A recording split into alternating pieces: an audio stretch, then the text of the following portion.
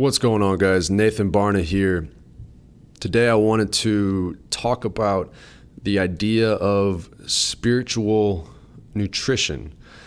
And although this is something that you can get lost in, you can get very deep into this stuff, hopefully I'll try to keep it simpler, at least for now. But really what I want to get into and what I want to allow you guys to start to see is that when it comes to nutrition, and I've talked about this before, food is not just energy. It's not just fuel that we use like we put gasoline in our car just to get us from point A to point B. Yes, food does provide energy, but it's not just energy. Food is energy and information. And so when it comes to the concept of spiritual nutrition, it's really just taking the idea of food as energy and information and applying it to how you feel and the responses that you have to the foods that you eat on a daily basis. Because that's really when I coach people through these issues.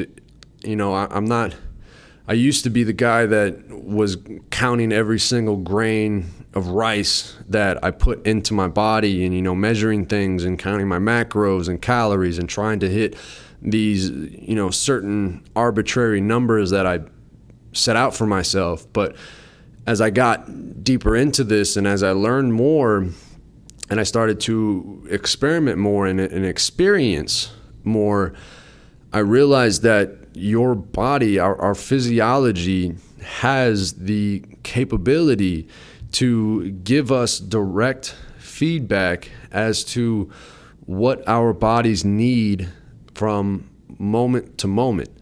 The issue is that because of this society, because of this culture that we currently live in, where so much of us are trapped in our heads, and we live in the paradigm of scientific materialism, where if it's not written on a piece of paper, or if some doctor didn't say it, or if some study didn't declare it, then it can't be true. So a lot of us get caught into that mentality when really, obviously, we've been eating from the time of our evolution. I mean, even when you go all the way back to the bacteria and the fungi from which they are our predecessors, there still had to be a form of energy consumption and energy production, and not only energy, but like I said, information, because the information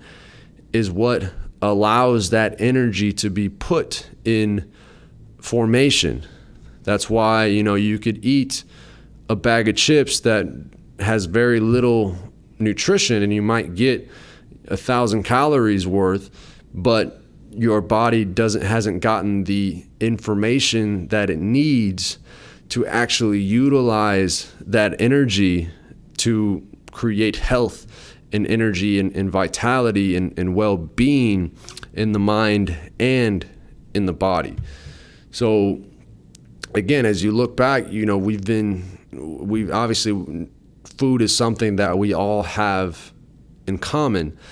So the first step is starting to pay attention and really just getting out of your head and starting to allow yourself and giving yourself the permission to move into your body and starting to feel the different sensations and the feelings that you have, and not, because you think you're not supposed to feel a certain way, you think you're not supposed to have certain sensations, and therefore try to shut them down or label them as good or bad, but actually allowing these things to just be and having the spiritual courage to allow yourself to feel the way you feel and to have the sensations that you have, and not necessarily label them as good or bad, but just accept them as what they are.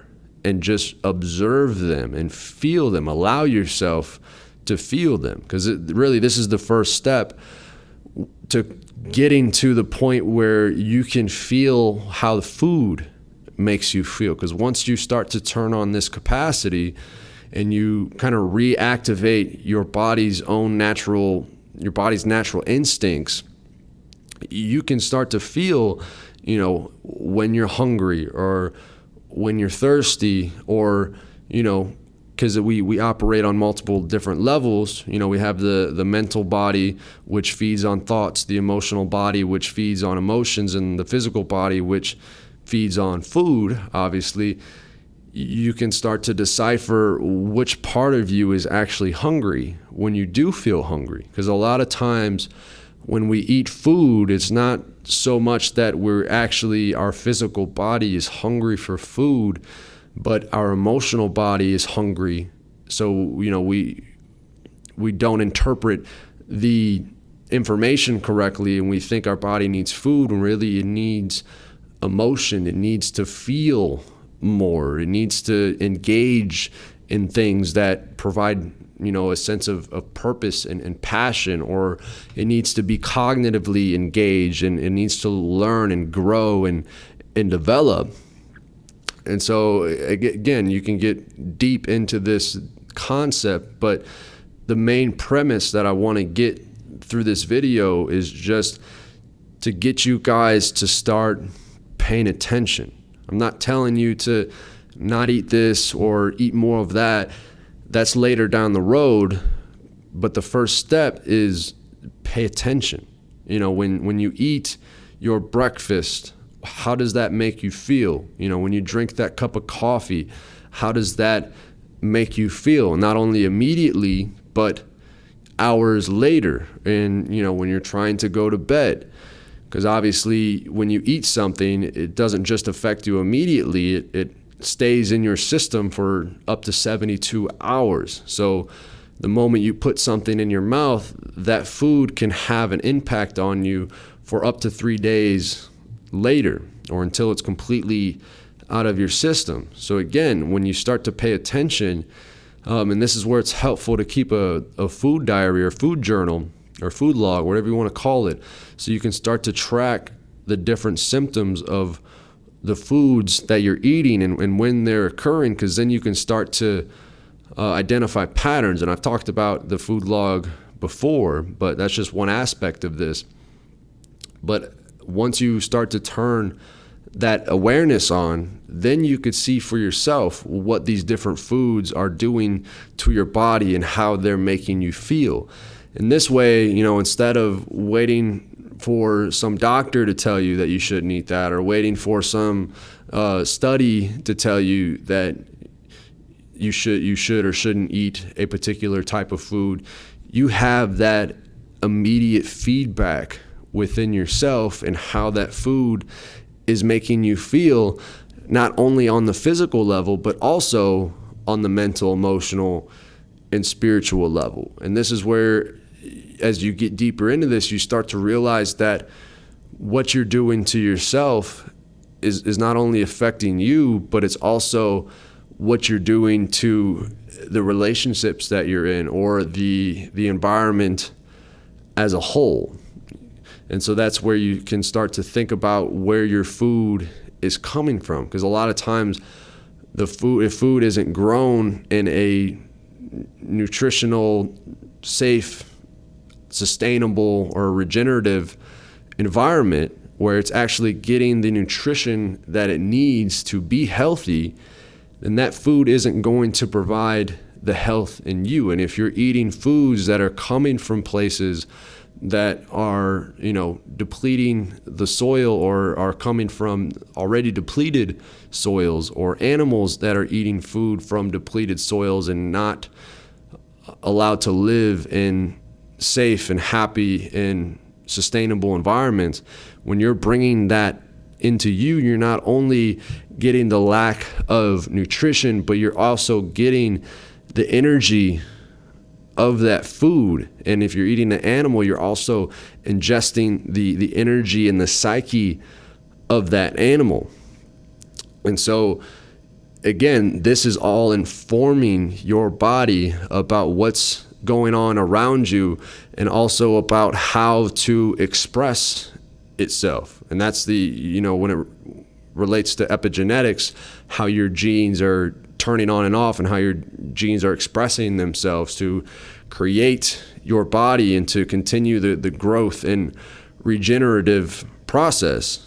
Yeah, these are things that you can start to consider. But again, I'm not telling you that you need to think about all these things. It's just taking that initial step to feel what the food that you're bringing in, what you're bringing into your body, whether it is food or, emotions or thoughts from around you or even within yourself, paying attention to how that is making you feel and how you're reacting and what reality that is creating for you. Because once you have the awareness, that's when you can start to make different choices. And if you move into this concept enough, you won't need a diet book, or you won't need some dietitian or nutritionist or coach to tell you how to eat, because this is ultimately what I try to teach people. So they don't need me. I try to coach people, not telling them what they should eat, but telling them